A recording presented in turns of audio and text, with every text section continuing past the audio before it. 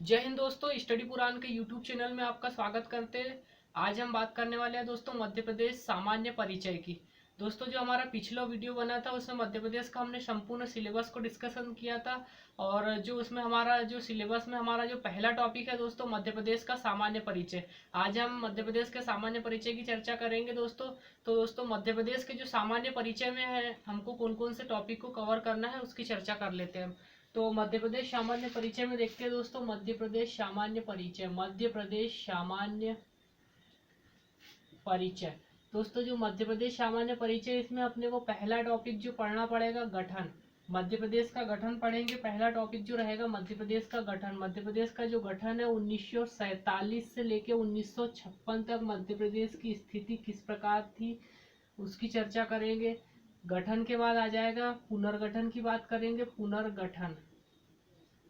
पुनर्गठन फर्स्ट देखेंगे। पुनर्गठन फर्स्ट में आ जाएगा जो है 1956 से लेकर 2000 तक मध्य प्रदेश की स्थिति किस प्रकार से थी उसके बारे में चर्चा करेंगे। उसके बाद आ जाएगा पुनर्गठन सेकंड।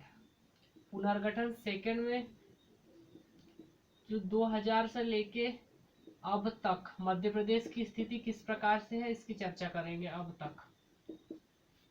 दोस्तों इसके बाद पुनर्गठन के बाद आ जाएगा मध्य प्रदेश की स्थिति की बात करेंगे। मध्य प्रदेश की स्थिति में देखना रहेगा अपने को मध्य प्रदेश का अक्षांशीय विस्तार और देशांतर विस्तार की चर्चा करेंगे। स्थिति के बाद मध्य प्रदेश के जो उपनाम है उनकी चर्चा करेंगे। उपनाम, मध्य प्रदेश के उपनाम।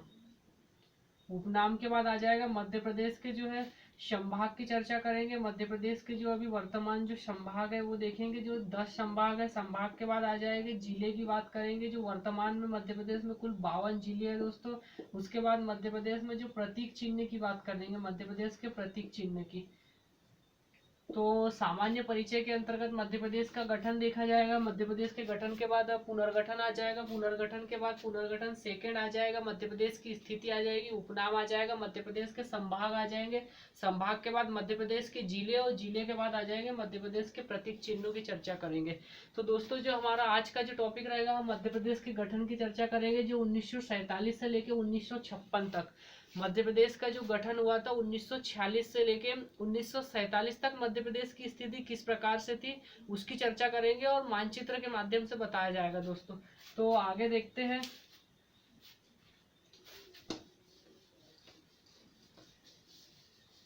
आगे देखते दोस्तों गठन। जो गठन रहेगा मध्य प्रदेश का जो गठन है 1947 से लेके 1956 की बात की जाए दोस्तों, तो 1947 से लेके 1956 में मध्य प्रदेश किस प्रकार मध्य प्रदेश का जो विभाजन किया गया था उसकी चर्चा करते हैं दोस्तों। तो जो 15 अगस्त 1947 को जब दोस्तों भारत आजाद हुआ था तो भारत को 4 पार्टों में विभाजित किया गया था। पार्ट ए, भारत की स्थिति देखा जाए तो भारत जो है दोस्तों 4 भाग पार्टों में विभाजित था। Part A, part B, part C और पार्ट डी। जो भारत की जो दोस्तों जो स्थिति है वो पार्ट ए, बी, सी और डी में, पार्ट ए, बी, सी और डी में विभाजित किया गया था। तो दोस्तों ये देखते हैं कि मध्य प्रदेश को मध्य प्रदेश में जो रियासतें हुआ करती थी वो कौन कौन से पार्ट में शामिल की गई है उसकी चर्चा करेंगे। तो जो मध्य प्रदेश की अगर देखा जाए दोस्तों, मध्य प्रदेश को दोस्तों 3 पार्ट में विभाजित किया गया था। मध्य प्रदेश की अगर चर्चा की जाए तो part A, part B, part C और एक दोस्तों अलग से एक स्टेट बनाया गया था भोपाल संघ।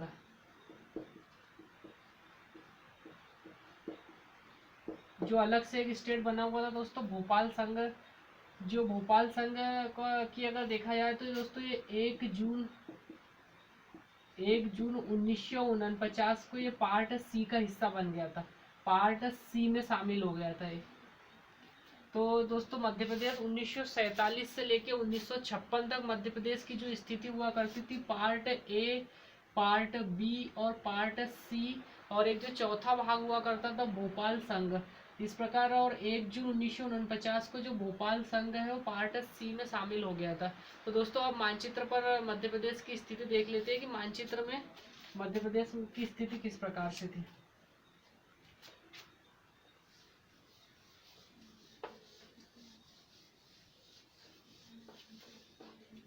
मध्य प्रदेश के गठन में देखा जाए दोस्तों, जो मध्य प्रदेश का जो गठन है 1947 से लेके 1956 तक मध्य प्रदेश की स्थिति देखते हैं कि कौन कौन से क्षेत्र मध्य प्रदेश में शामिल किए गए थे। पार्ट ए में कुछ रियासतें शामिल की गई थी, पार्ट बी में कुछ रियासतें शामिल थी और पार्ट सी में कुछ रियासतें शामिल की गई थी और एक अलग से स्टेट बना हुआ था भोपाल संघ। तो देखते हैं दोस्तों मध्य प्रदेश के मानचित्र के माध्यम से।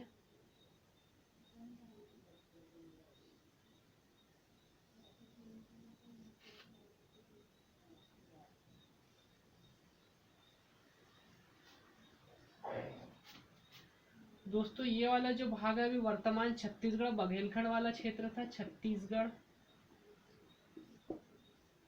और जो छत्तीसगढ़ आ जाएगा दोस्तों, और जो इसके बाद जो नीचे वाला जो क्षेत्र आता है दोस्तों, ये विदर्भ क्षेत्र हुआ करता था, विदर्भ क्षेत्र, जो कि अभी महाराष्ट्र, वर्तमान महाराष्ट्र के अंतर्गत आता है दोस्तों। इसके अंतर्गत 8 जिले हुआ करते थे उस टाइम में, 1947 से 1956 के बीच में। जो महाराष्ट्र के दोस्तों जो 8 जिले हैं, अकोला, अमरावती, यवतमाल, बुल्ढाना, चांदा, वर्धा और नागपुर, इस प्रकार के दोस्तों जो 8 जिले हैं वो उस समय मध्य प्रदेश में शामिल हुआ करते थे। तो अब यहाँ पे हम देखते हैं कि मध्य प्रदेश की स्थिति किस प्रकार से थी दोस्तों। जो ये बीच वाला जो भाग हुआ करता था, ये जो बीच वाला भाग था ये दोस्तों भोपाल संघ में शामिल था, भोपाल संघ, ये भोपाल संघ आ जाएगा दोस्तों। और इस भोपाल संघ आ जाएगा, और जो ये वाला जो भाग रहेगा,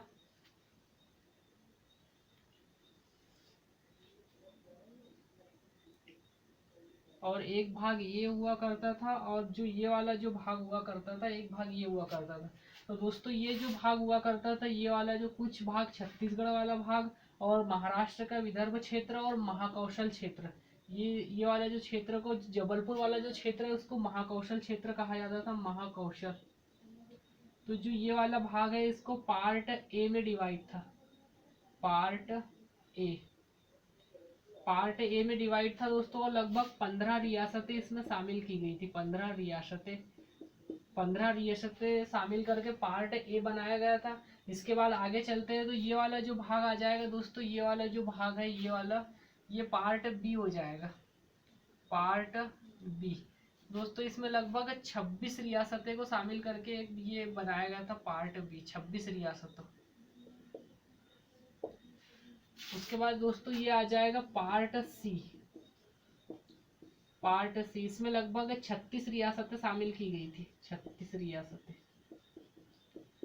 तो इस प्रकार दोस्तों मध्य प्रदेश का विभाजन किया गया था। पार्ट ए में कुल 15 रियासतें थी, पार्ट ए के बाद जो पार्ट बी आ जाएगा, पार्ट बी में 26 रियासतें हुआ करती थी, और पार्ट सी में 36 रियासतों को मिलाकर पार्ट सी बनाया गया था दोस्तों। हमारा जो क्रम रहेगा इस प्रकार से क्रम रहेगा, पार्ट ए, पार्ट बी और पार्ट सी, और एक जो चौथा जो था भोपाल संघ, जो अपने आप में स्वतंत्र हुआ करता था, 1 जून 1949 को यह पार्ट सी में शामिल हो गया था।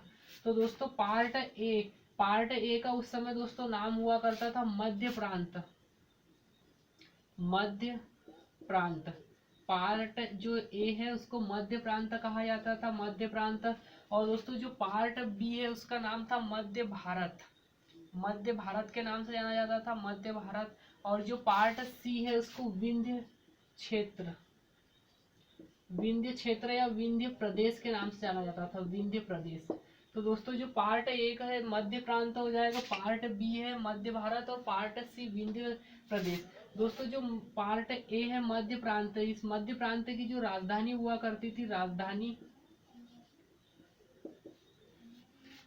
1947 से लेकर दोस्तों 1956 तक जो पार्ट ए है उसकी जो राजधानी हुआ करती थी नागपुर हुआ करती थी, नागपुर। और जो पार्ट बी है इसकी जो राजधानी हुआ करती थी, पार्ट बी की जो राजधानी है दोस्तों ग्वालियर, ग्वालियर और इंदौर। दोस्तों जो 6 महीने ग्वालियर हुआ करती थी और 6 माह तक जो है इंदौर राजधानी हुआ करती थी। और जो पार्ट जो सी है विंध्य प्रदेश, जो इसकी राजधानी दोस्तों, इसकी राजधानी हुआ करती थी रीवा। तो इस प्रकार से 3 पार्टों में विभाजित था, और एक जो चौथा पार्ट था भोपाल संघ। तो पार्ट ए की राजधानी नागपुर, पार्ट बी की राजधानी हो जाएगी ग्वालियर और इंदौर, और पार्ट सी की राजधानी है रीवा। और दोस्तों जो इसके यहाँ के जो प्रमुख हुआ करते थे, प्रमुख उस समय जो 1947 से लेके 1956 तक पार्ट ए के जो प्रमुख हुआ करते थे, पंडित रविशंकर शुक्ल, पंडित रविशंकर शुक्ल, पंडित रविशंकर शुक्ल जो प्रमुख पार्ट ए के जो प्रमुख हुआ करते थे, पंडित रविशंकर शुक्ल हो जाएंगे। पार्ट बी के जो प्रमुख हुआ करते थे दोस्तों, पार्ट बी के प्रमुख लीलाधर जोशी, लीलाधर जोशी। और जो पार्ट सी के जो प्रमुख हुआ करते थे, प्रमुख शंभुनाथ शुक्ल, शंभुनाथ शुक्ल। और दोस्तों जो भोपाल संघ की अगर देखा जाए, भोपाल संघ के जो प्रमुख बनाए गए थे, भोपाल संघ के जो प्रमुख बनाए गए थे, शंकर दयाल शर्मा को बनाया गया था। भोपाल संघ के जो प्रमुख थे शंकर दयाल शर्मा। तो जो भोपाल संघ में जो प्रमुख बनाए गए थे शंकर दयाल शर्मा जी को बनाया गया था। और जो आगे चलकर शंकर दयाल शर्मा जी जो है भारत के राष्ट्रपति बनते हैं आगे चलकर। और जो भोपाल संघ को है दोस्तों, जो पार्ट सी में जो शामिल किया गया था, पार्ट सी में 1 जून 1949 को पार्ट सी में भोपाल संघ को शामिल किया गया था। और भोपाल संघ के जो प्रमुख हुआ करते थे शंकर दयाल शर्मा। तो दोस्तों इस प्रकार से हमने 1947 से लेके 1956 तक, 1947 से लेके 1956 तक मध्य प्रदेश की स्थिति इस प्रकार से हुआ करती थी, जिसमें पार्ट ए, पार्ट बी और पार्ट सी और एक जो चौथा था भोपाल संघ, इस प्रकार से मध्य प्रदेश का विभाजन था। दोस्तों यहाँ से कुछ बनने वाले प्रश्नों की बात कर लेते हैं। तो दोस्तों इसमें जो क्वेश्चन देखा जाए तो क्वेश्चन बनेंगे, जैसे दोस्तों पूछा जाएगा कि जो पार्ट ए है, पार्ट ए के प्रमुख कौन हुआ करते थे, तो पंडित रविशंकर शुक्ल हो जाएंगे। पार्ट ए को किस नाम से जाना जाता था, तो मध्य प्रांत हो जाएगा। पार्ट सी की राजधानी क्या थी, तो पार्ट सी की राजधानी रीवा थी। दोस्तों अगर पूछा गया पार्ट सी के प्रमुख कौन थे, तो शंभुनाथ शुक्ल आ जाएगा। जैसे भोपाल संघ के प्रमुख कौन थे, तो शंकर दयाल शर्मा हो जाएगा दोस्तों। और पार्ट जो बी के प्रमुख कौन थे, तो लीलाधर जोशी है दोस्तों। पार्ट बी को किस नाम से जाना जाता है, तो पार्ट बी को मध्य भारत के नाम से जाना जाता है। और दोस्तों अगर पूछा गया कि पार्ट जो भोपाल संघ है जो कौन से पार्ट में शामिल हुआ था, तो पार्ट सी का हिस्सा था, पार्ट सी में शामिल हो गया था। तो दोस्तों इस प्रकार से जो है मध्य प्रदेश का गठन किया गया था। मध्य प्रदेश का गठन जो है 1947 से लेके 1956 तक इस प्रकार से मध्य प्रदेश को बनाया गया था। अब दोस्तों जो हमारा अगला जो रहेगा मध्य प्रदेश का जो हम पुनर्गठन फर्स्ट देखेंगे। मध्य प्रदेश के जो पुनर्गठन फर्स्ट, मध्य प्रदेश का जो 1956 1 नवंबर 1956 को मध्य प्रदेश का निर्माण किस प्रकार हुआ उसकी चर्चा करेंगे हम दोस्तों।